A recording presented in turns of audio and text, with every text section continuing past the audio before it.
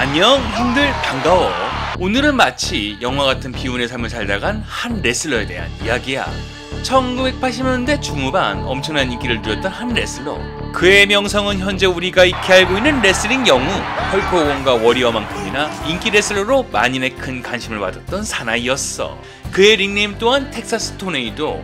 마치 닉네임처럼 토네이도 같은 레슬링 인생을 살다간 비운의 레슬러가 오늘 형들에게 돌려줄 레슬링 이야기의 주인공이 되겠어. 1960년 2월 3일 WCW를 세운 당대의 레슬러 프리츠 본 에릭의 네 번째 아들로 태어난 캐리 본 에릭.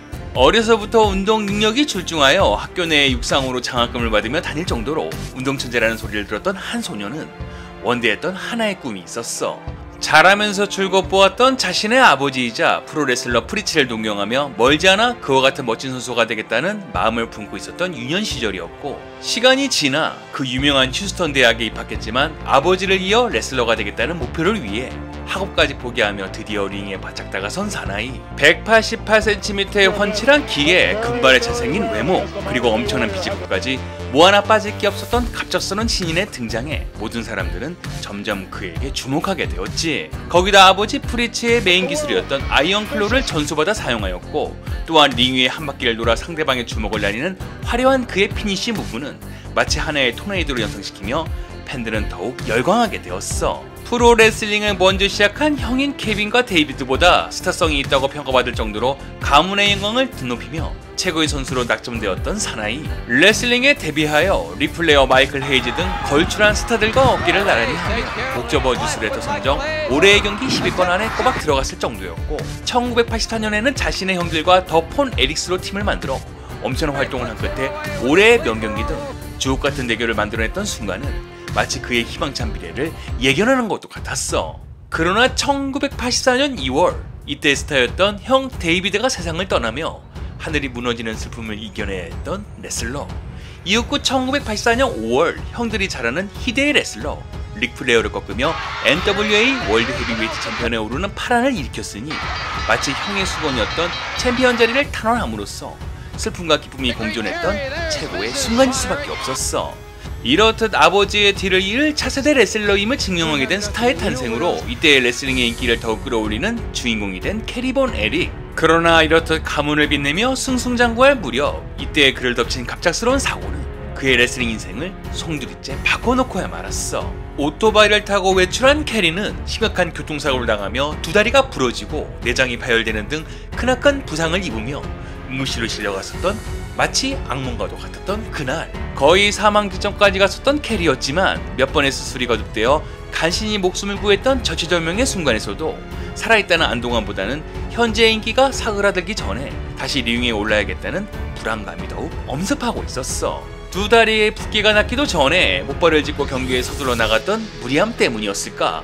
경기 도중 다시 수술을 받았던 다리가 부러지며 이번엔 회생불능한 지경까지 이르렀고 급기야는 한쪽 다리를 절단했던 사실은 마치 그의 화려한 레슬링 인생의 종착지를 알리는 신호탄과도 같았어. 하지만 절대 무너지지 않았던 캐리는 불굴의 의지로 재활치료에 임하여 다시 한번 복귀를 꿈꾸었고, 특수 의족을 제작해 그것을 무릎까지 걷어올리는 열정을 보이며 다시 링 위로 복귀하겠다는 불타는 의지만은 그 누구도 말릴 수가 없었어.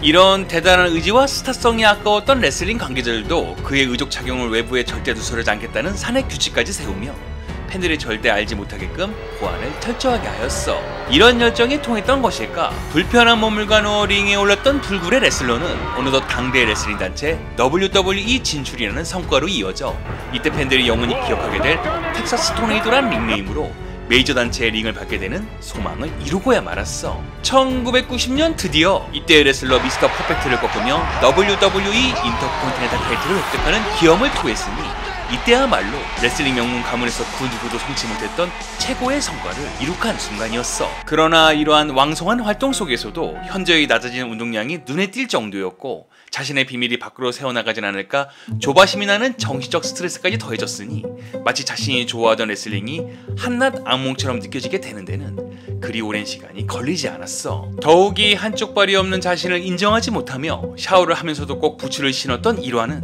일말의 자존감마저 무너졌던 외로운 레슬러의 어두운 모습이었어. 무엇보다도 그를 가장 힘들게 했던 것은 절단한 부위와 의족이 마찰되면서 문드러지는 상상 이상의 고통이었고, 이것은 경기를 하는 도중에도 이어졌으니 이런 링 위의 소리 없는 고통은 그 누구와도 나눌 수 없었던 혼자만의 싸움이었어. 급기야는 엄청난 통증을 잊기 위해 다량의 마약성 진통제를 복용해야 했고, 시간이 갈수록 정신적 신체적으로 피폐해져 갔으니 예전에 왕성 활동을 보였던 텍사스 토네이도를 이젠 더 이상 찾아볼 수 없게 되었어. 상습적인 마약 투약과 소지로 인해 가중처벌이 이루어져 범죄자로 낙인 찍힌 한 레슬러는 이내 단체에서까지 외면을 받으며 레슬링계에서 영원히 퇴출이 되고야 말았어. 그리고 3년 후인 1993년 어느 날, 자신의 망가져버린 인생을 비관한 한 레슬러는 끝내는 스스로 목숨을 끊고야 말았으니 그가 바로 비운의 레슬러 텍사스 토네이도였어.